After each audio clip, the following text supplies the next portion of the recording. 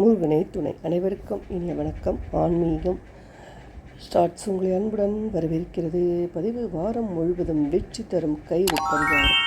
ஆன்மீகம் சார்ந்த இந்த கயிறு பரிகாரத்தை தெரிந்து கொள்வதற்கு முன்பு வாழ்க்கையில் வெற்றியை எப்படி சீக்கிரம் அடைவது, நம் குறிக்கோளில் தடைகள் வராமல் இருக்க என்ன செய்வது, நம்முடைய எண்ணங்களை எப்படி மாற்றினால் முயற்சியில் தடை வராமல் இருக்கும் என்பதை பற்றி நாம் முதலில் தெரிந்து கொள்ளப் போகிறோம். பிறகு அந்த ஆன்மீகம் சார்ந்த கயிறு பரிகாரத்தை பார்த்து விடுவோம்.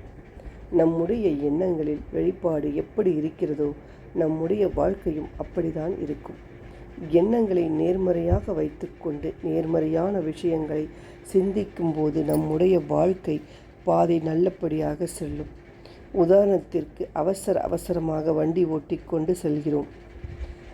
டிராஃபிக்கில் சிக்கிக்கொள்ளக்கூடாது என்ற எண்ணம் நம் ஆழ் மனதிற்குள் இருக்குமே தவிர, டிராஃபிக் இல்லாமல் சென்றடைய வேண்டிய இடத்தை சரியான நேரத்தில் சென்று அடைவோம் என்ற நம்பிக்கை நமக்கு குறைவாகத்தான் இருக்கும்.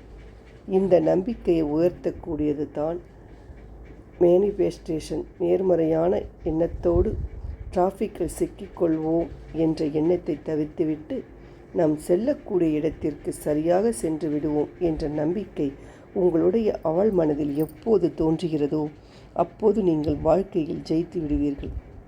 இதுபோல எண்ணங்களை முதலில் நேர்மறையாக மாற்றி விட்டாலே வாழ்க்கையில் இருக்கும் பாதி பிரச்சனைகள் தீர்ந்துவிடும்.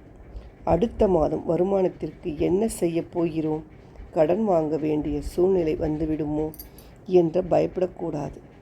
அடுத்த மாதம் பணம் வரும், அடுத்த மாதம் வாழ்க்கை எனக்கு சந்தோஷமாகத்தான் இருக்கும் என்று நம்பி பயணத்தை மேற்கொண்டால் நிச்சயம் வாழ்க்கையில் வெற்றி காண்பீர்கள். இது போலத்தான் எல்லா விஷயங்களிலும் உங்களுடைய எண்ணங்கள் நேர்மறையோடு இருக்க வேண்டும். வெற்றி தரும் கயிறு பரிகாரம். சரி, இப்போது நாளைய தினம் வாரத்தில் துவங்க, அதாவது இன்றைய தினம் திங்கட்கிழமை, இந்த வாரம் முழுவதும் நீங்கள் செய்து முடிக்க வேண்டிய நல்ல காரியங்களை தேர்ந்தெடுத்து கொள்ளுங்கள். அந்த 7 நல்ல காரியங்களும் நல்லபடியாகத்தான் நடக்கும் என்று நம்பி இந்த பரிகாரத்தை செய்யுங்கள். அன்றாட வேலைகளை அன்றாடம் செய்து முடிப்பேன். வேலையில் சுறுசுறுப்போடு நடந்து கொள்வேன். நிறைய தண்ணீர் குடித்து உடம்பை ஆரோக்கியமாக பார்த்து கொள்வேன். நிறைய பணம் சம்பாதிக்க எனக்கான வழிகள் கிடைக்கும். இது போல நேர்மறையாக 7 விஷயங்களை சொல்லுங்கள். நீங்கள் ஒரு இடத்தில் வேலை செய்கிறீர்கள் அல்லது வியாபாரம் செய்கிறீர்கள் என்றால் அந்த வேலை சம்பந்தப்பட்ட விஷயத்தில், வியாபாரம் சம்பந்தப்பட்ட விஷயத்தில் நீங்கள் எதில் ஜெயிக்க வேண்டுமோ அந்த விஷயங்களை சொல்லியும் அந்த கயிறில் நேராக 7 முடிச்சுகள் போடலாம். 7 வெவ்வேறு குறிக்கோள்களை சொல்லலாம், தவறு கிடையாது. ஒரு கோவிலில் அமர்ந்து இந்த பரிகாரத்தை செய்து இறைவனை பிரார்த்தனை செய்து அந்த கயிறை உங்கள் கையில் கட்டி கொண்டால் இந்த வாரம் உங்களுக்கு எப்படி செல்கிறது என்று நீங்களே பாருங்கள்.